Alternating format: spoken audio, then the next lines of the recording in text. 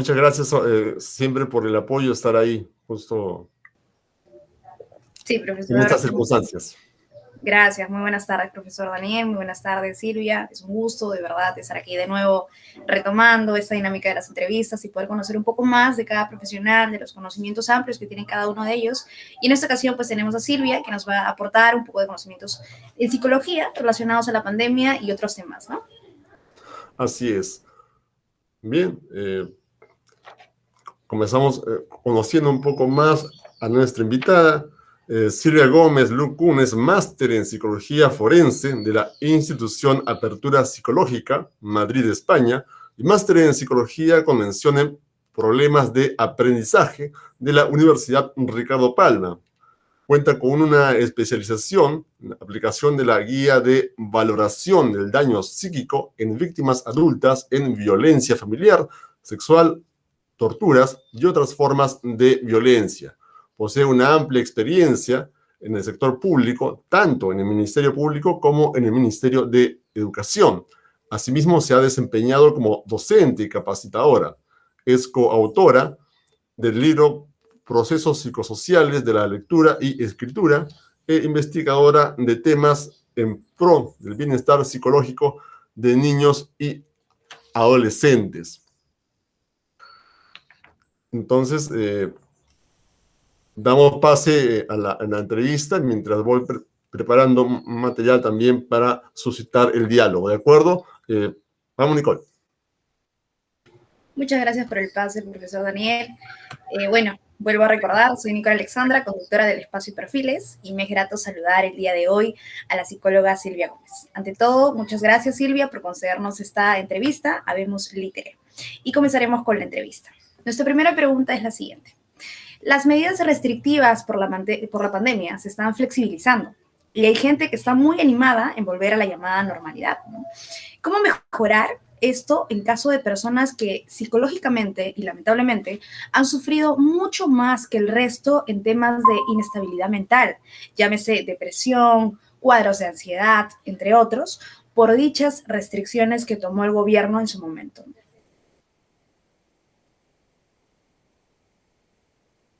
Su micro está apagado. Nicole, este tema realmente es muy sensible y qué bueno que lo estás tocando. En estos tiempos, así como ocurre con los médicos que aún no saben cómo manejar la enfermedad, pues esta situación nos ha tomado de sorpresa. Y las sorpresas, pues, son sorpresas. En primer lugar, porque esto aparentaba ser de un mes o 2 meses. La mente del ser humano para pasar de una situación a otra tan grave es como un duelo. Tienes que procesarlo y darte cuenta que estás viviendo ese tiempo, que estás pasando ese proceso y si es real o no es real. A la fecha ha pasado tanto tiempo que ya nos damos cuenta lo real que es. Frente a eso, el ser humano reacciona de diversas maneras, pero especialmente de dos maneras. ¿Cuáles son? Una, de que no quiere entender que la enfermedad pasa, existe y quiere pasar sus días como que no lo hubiera para no sentir ese pesar. Otros se cuidan al extremo, ¿no? Y ese extremo les lleva a aislarse totalmente. Pues bien, los estragos son de que muchas personas, y los psicólogos no están aquí a salvo, están pasando un estado de depresión por la incertidumbre en que vivimos. Están pasando un estado de decaimiento, algunos incluso de depresión.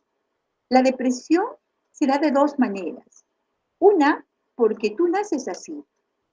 Es una situación con la que tú vas a vivir como parte de tu vida. Y la depresión, que es situacional, que es del momento y que se bajan algunas sustancias del cerebro y por eso que vives en un estado de decaimiento, de no deseos de hacer nada, de que de manera práctica podríamos decir, por ejemplo, una ama de casa que solía limpiar su casa, solía hacer sus cosas, ya no lo hace. Y en vez de tenerlo más limpio porque tiene más tiempo, lo tiene menos limpio.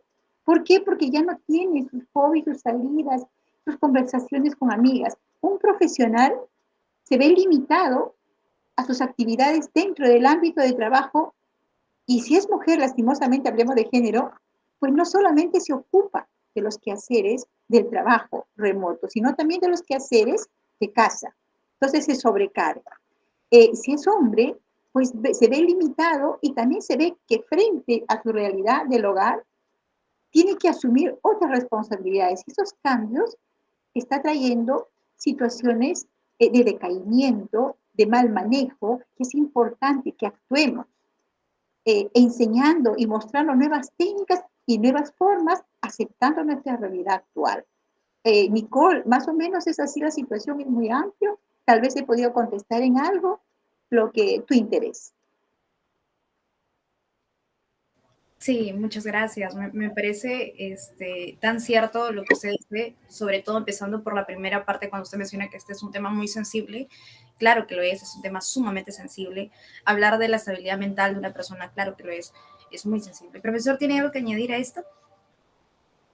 Sí, es importante revisar bien, ¿no? O sea, los conceptos que a veces trabajamos a diario, o sea, mencionamos y comentamos y a veces no hacemos el deslinde apropiado. Por ejemplo, esto de ciertas enfermedades, ¿no? Cuando ya se dan desde el nacimiento y el caso, por ejemplo, concreto de la depresión situacional, ¿no? Entonces, siempre es bueno, claro, justamente dar el pase a personas que han estudiado y saben del asunto, ¿no? Bien, muchas gracias. Vamos a continuar. Nicole. Sí, profesor. Claro, cómo no. Silvio, desde su opinión como psicóloga, ¿qué reflexiones le suscitan estos meses de incertidumbre que hemos vivido por temas de crisis de la salud, crisis económica y de inestabilidad política? Sobre todo, creo, en este último punto que se ha estado viendo bastante álgido estos últimos meses por la toma del presidente y todo ello.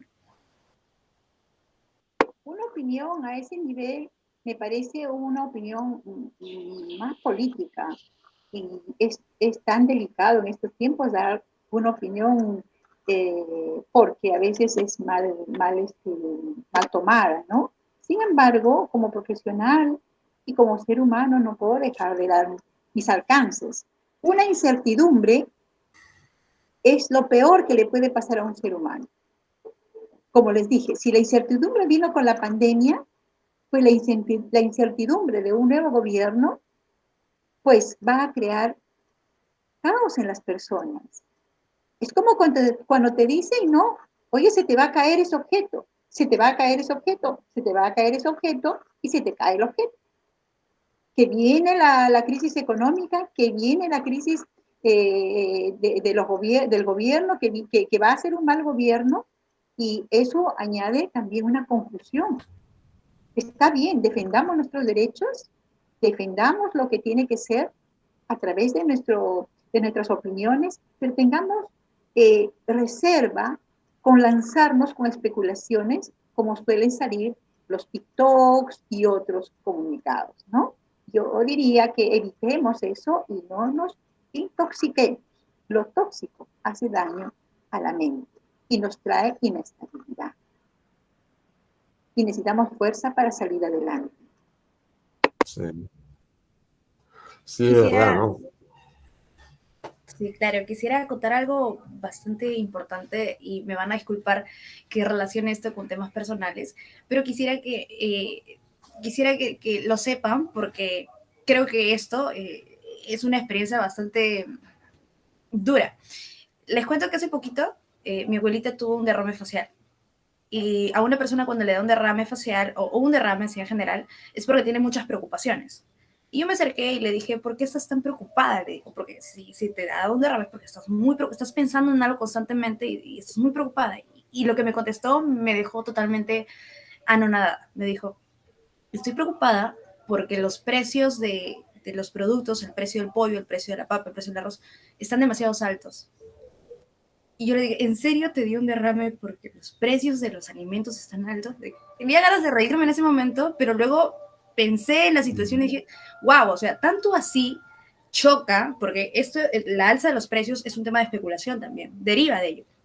Yo digo, tanto así puede chocar a una persona para que llegue al punto, le dé un derrame, y otros, incluso si no actuábamos a tiempo, quizás morían, ¿no? Entonces, ese tema de las especulaciones es muy delicado y puede ocasionar grandes consecuencias, lamentables consecuencias en las personas. Creo que mi abuela quizás no es la única, sino a muchas personas también le pasa lo mismo cuando ven las amas de casa que los precios están altos, cuando el dólar sube cada vez más y más y más y más. Entonces eso de una u otra manera nos genera mucha incertidumbre. Las defensas bajan y eso hace que el cuerpo coja muchas enfermedades o incluso mentalmente enferme su cuerpo. La mente hace mucho.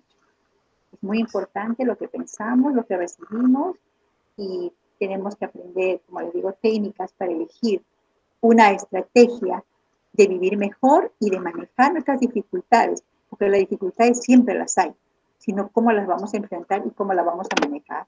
Es lo que tenemos que nosotros reeducarnos, ¿no? Bueno, sí, ¿verdad? Además, en mucho sector, en un sector amplio de la población que pasa los 40 años, recuerda mucho el problema que hubo a finales de los 80, con la hiperinflación y el necesario shock económico justamente que vino después. Claro, no con las previsiones del caso, no con un plan claro, ¿no? Y pensando en amortiguar justamente lo que venía después, ¿no? Entonces, muchos que habían tenido sus inversiones, habían hecho sus ahorros, en fin, etcétera, etcétera. De verdad que pasaron una crisis muy fuerte, mucha gente falleció, se estresó, por ahí de verdad que fue una tragedia. Y cuando uno piensa que puede venir algo similar, ya se comienza a condicionar. Pienso que es por ahí también que va el asunto, ¿no? Desde Y de lo aquí que ya nos vamos a, creo, ¿no? Lo que percibo. y aquí ya nos vamos a deprimir, Daniel, Nicole. Así que pensemos en las estrategias. ¿Qué Claro, o hago sea, frente a eso? sí, ¿Cómo es que, hago frente a eso? ¿Qué claro, es cosa una uso especie de de diálogo, estrategia? justamente. Pero está bien, sí, yo sé justamente que has dado, digamos, ha brindado justamente tus conocimientos en diferentes oportunidades y recuerdo bastante que me hablabas, ¿no? De la resiliencia inclusive, ¿no? Así es, sobre todo el desarrollo de esa resiliencia desde niños, ¿no? Por eso hablaban antes de reeducarnos, de nuestra forma como visionamos la vida. No, la vida no es, bueno, ya sabemos que no es un continuo bienestar, ¿no? La vida es un altibajo de cosas, de emociones, de experiencias negativas y positivas. Es por eso cuando trabajaba con los adolescentes en mi época educativa y mi orientación era, en el camino te vas a encontrar con piedritas y también piedrones. ¿Y qué hago cuando me encuentro con los piedrones? Pues no puedes pasar por encima como con las piedritas, tendrás que rodear y así ir viendo. Esas piedritas y esos piedrones son las cosas que no pensábamos que aparecerían en nuestra vida. Lo importante es tener una meta. ¿A dónde vamos? ¿A dónde estamos caminando? Y en esa meta, por ejemplo, ¿no? En un adolescente, nosotros tenemos diversas metas. En un adolescente, ¿cuál es tu meta? Quiero ser doctor. ¿Ya? En el camino te encuentras de que una piedrita son de que te da una gripe. Unos piedrones son que de pronto no hay la parte económica. No tengo dinero para estudiar eso que yo pensé. Se puede elegir alternativas. Puede ser una carrera técnica momentáneamente. Los piedrones y los rocones son pues un embarazo inesperado, un accidente, el que te ocurra algo que impida que sea tan drástico como esta pandemia, que impida que continúes, pero hemos parado un momento, no hemos dejado, nuestra meta está allá, y allá vamos. Esa es la forma de alentar al ser humano a alcanzar sus metas a pesar de mis dificultades. Que es fácil, no es fácil, pero tenemos que aprenderlas a entender de ese modo. No sé si se me entendió.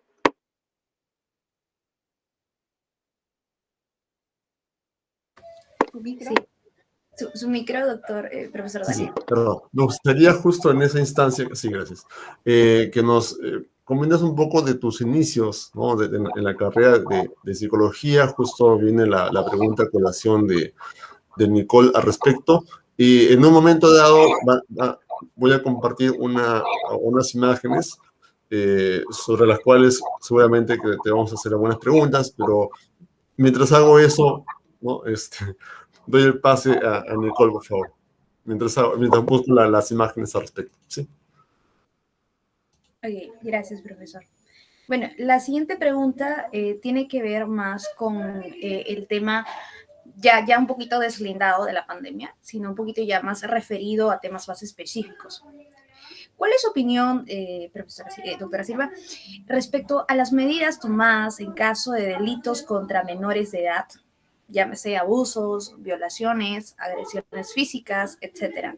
Y quisiera agregar a esto que en nuestro Código Penal, y yo como estudiante de Derecho lo he visto, nuestro Código Penal hoy por hoy sanciona con cadena perpetua las violaciones en caso de menores de edad, en caso de menores de 14 años, ¿no? Desde su punto de vista, ¿qué le parece esta pena? ¿Le parece correcta? ¿Le parece muy alta? Quisiera que nos comente acerca de eso. Si te comento acerca de la pena más alta o no, pues vamos al principio, ¿no? Es el delito más execrable. Incluso en los propios penales hace la justicia, ¿no? Violas a una niña y lo violas, ¿no? Entonces creo que es el delito más imperdonable que pueda uno hacer, porque el niño es el ser humano más delicado. Tiene una etapa de formación donde uno tiene que cuidar tanto para que esto no se trastoque en su sano desarrollo. Por lo tanto, cometer un delito sexual, así sea de tocamiento, trastoca su desarrollo, impide que él desarrolle a su paso. Y vuelvo a mi etapa educativa, ¿no? Un niño es así como que construye su casita con sus propios ladrillos. El adulto lo que tiene que hacer es indicarle cómo y ayudarle, pero no hacerle la casita. Pero si en ese poner de ladrillitos ese niño sufre maltrato físico, psicológico y aún más el sexual, esos ladrillos se caen, se rompen, desarregla todo su ser y volverlos a arreglar es muy complicado. Entonces, como consecuencia, pongámonos a pensar cuál debería ser el delito para la pena para estas personas. Las leyes lo indican, tú como abogada debes saberlo, salen las leyes acorde pues a las opiniones, ¿no? Pero en esto hay diferentes penas, diferentes años acorde a lo que se comete el delito. Bien. Silvia, cuéntanos un poco de tu labor en la Asociación Mundo Mejor, AME. La Asociación Mundo Mejor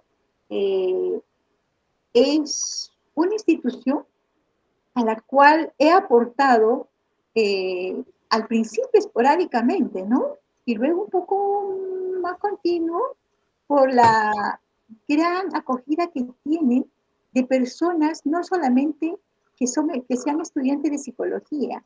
Imagínense, esta asociación también protege a los animales, ¿no?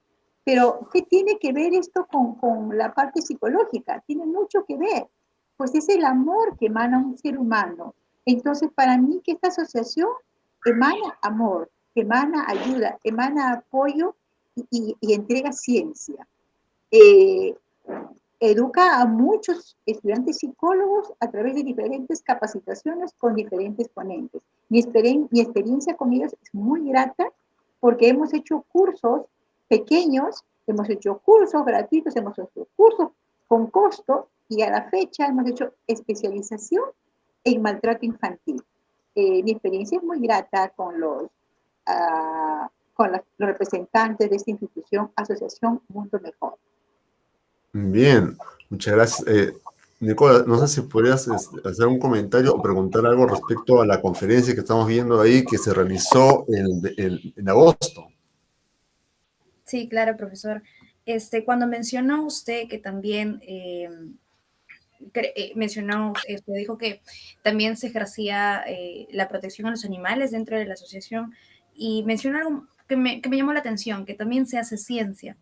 ¿A qué se refiere usted con eso específicamente?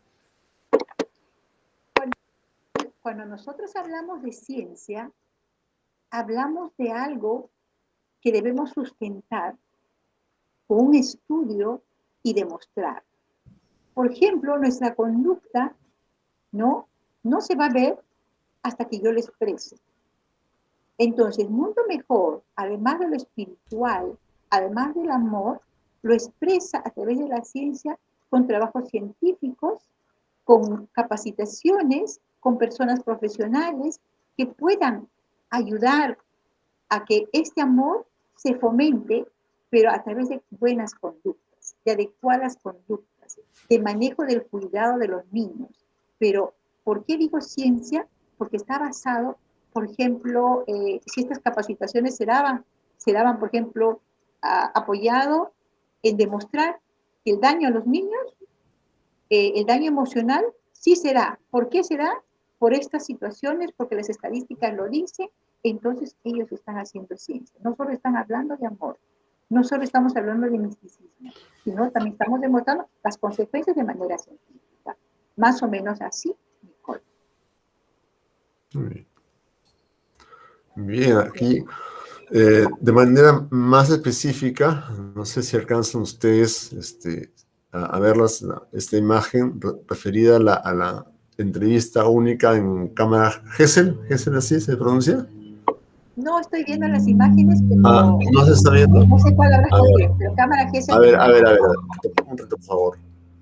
Presente su pantalla, profesor. Sí, sí, un reto, por favor. A ver, no sé si se alcanza a ver.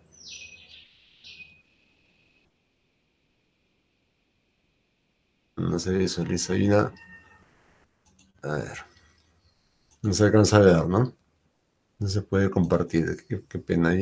Pero si lo lee, lo puedo Hay un evento recordar. referido. Sí, había un evento referido a la entrevista única en cámara Gesell. Qué pena que no se pueda visualizar. Ay, Tal vez sea del Colegio de Psicólogos. sí, sí es. Sí, del Colegio de Psicólogos realizado el 16 y 17 de junio de presente año. Sí, fue un curso que dicté a pedido del Colegio de Psicólogos. Me solicitaron que hablara sobre este tema tan actual como es la entrevista única en cámara GESEL. Un tema que está madurando en el Perú, es decir, si el campo forense es tan nuevo, la cámara GESEL también es nuevo. Recién sale a partir de 2008 las instalaciones aquí en el Perú. ¿Qué es una cámara? ¿Deseas que te indique más o menos en qué consiste una cámara GESEL, Daniel? Tal vez un poco más para no extenderme tanto.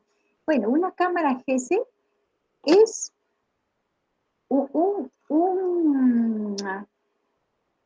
es una oficina compartida en dos.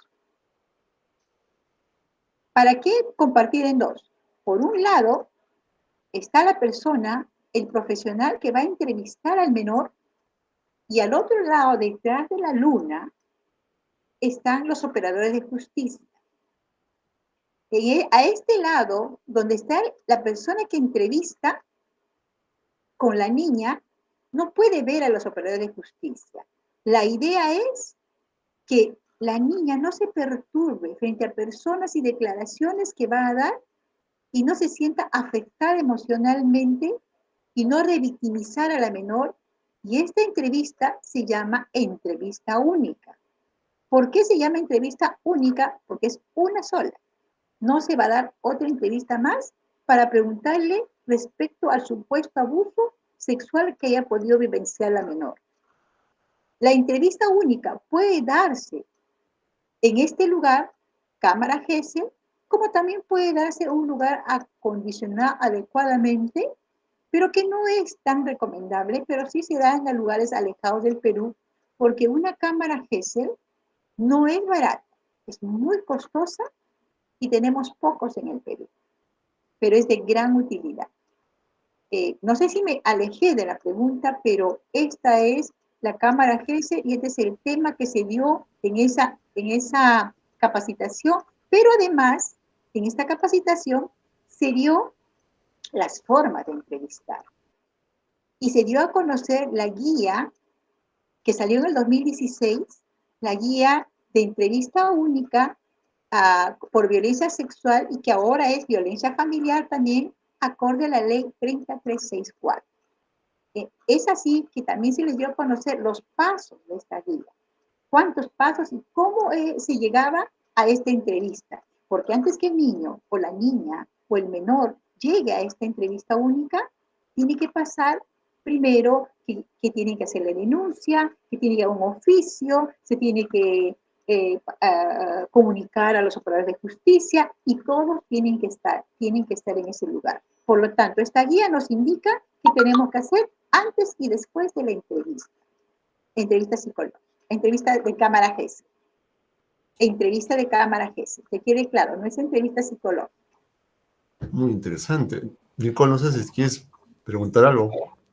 Sí, lo que pasa es que me ha hecho recordar algo que nos comentaron también en nuestros cursos de Derecho. Antiguamente a esto, no sé si es lo mismo, no logro diferenciarlo, yo creo que es lo mismo.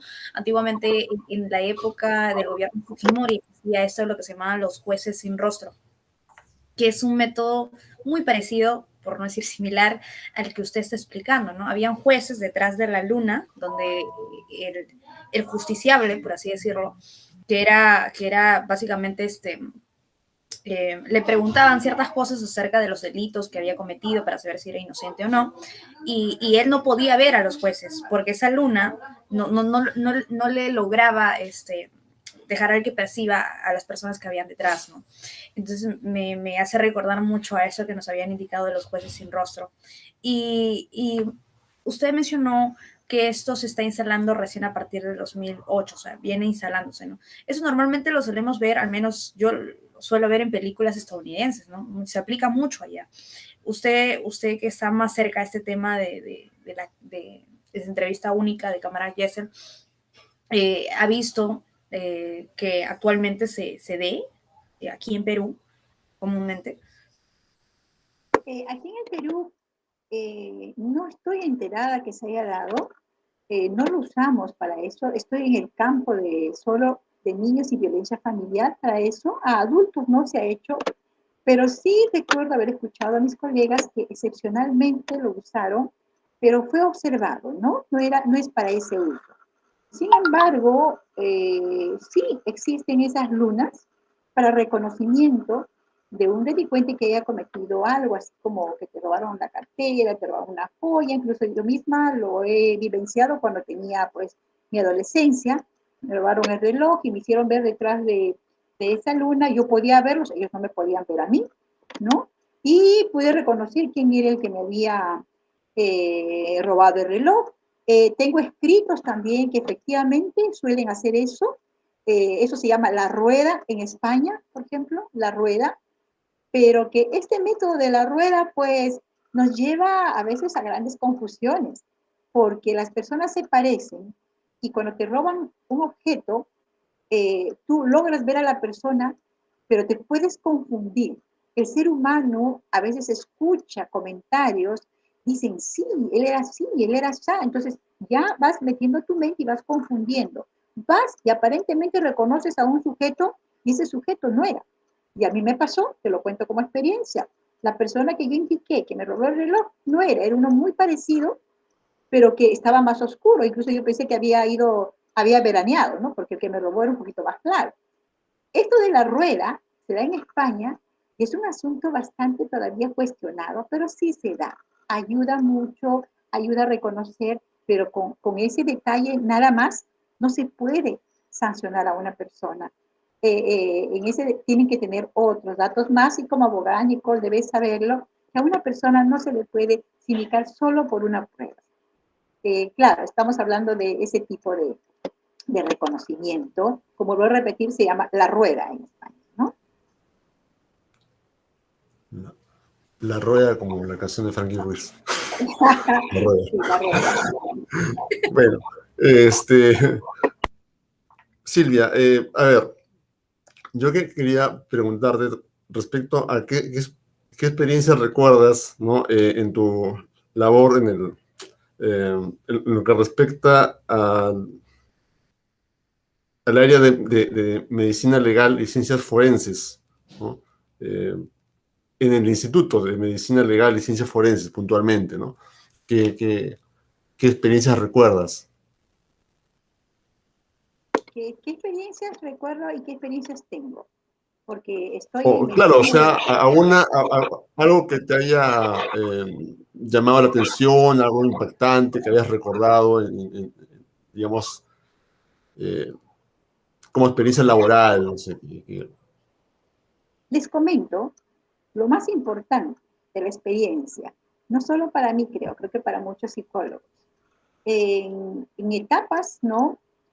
Anteriores al 2008, pues no sabíamos mucho de psicología forense, pero ya existían psicólogos forenses. Sin embargo, era desconocido para nosotros porque en la universidad habíamos estudiado psicología clínica, laboral, educativa y otras líneas, pero como que forense no lo habíamos visto, porque sí sabíamos que había psicología penal, por ejemplo, ¿no? Es así como yo en el 2008 me entero de que había psicología forense y bueno, postulamos muchísimo. Para eso yo estaba en la psicología clínica, activa en la clínica. Sin embargo, el forense era clínico forense.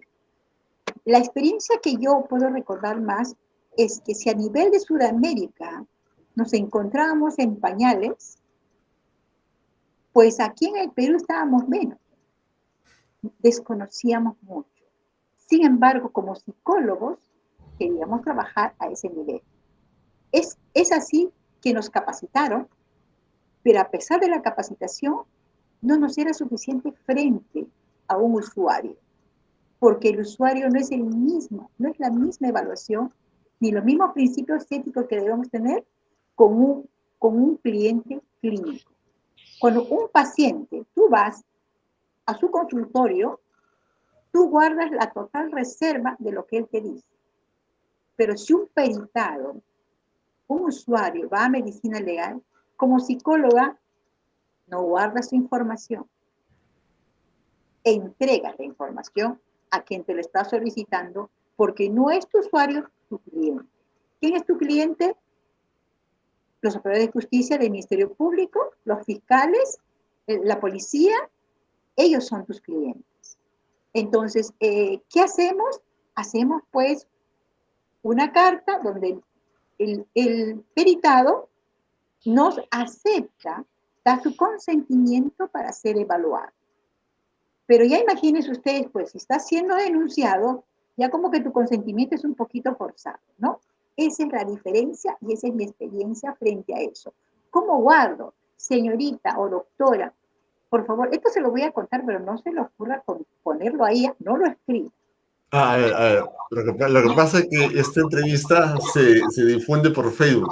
En todo caso, si hubiera algún comentario adicional respecto de eso, creo que sería ya en otra circunstancia. Silvia, te agradecemos muchísimo el habernos prestado unos minutos valiosos de tu tiempo. No queremos abusar más tampoco del mismo. Pero te agradecemos de verdad muchísimo el habernos compartido tantas cosas interesantes e importantes, conocerlas como ciudadanos. Muchas gracias de acá desde Habemos Litere. Nicole, te dejo para la despedida del caso. Sí, de verdad, esto creo más que una entrevista, ha sido una sesión de psicología VIP para nosotros, de verdad, me ha ayudado mucho personalmente a entender muchas cosas. Y bueno, nada, estuvimos en Perfiles con la psicóloga Silvia Gómez. Queridos seguidores, me despido. Recuerden visitar nuestra página www.habemoslitere.com. Somos letras y comunicación para el mundo. Hasta pronto. Gracias, Silvia. Gracias. Estoy gratamente emocionada. Cuídense. Habemos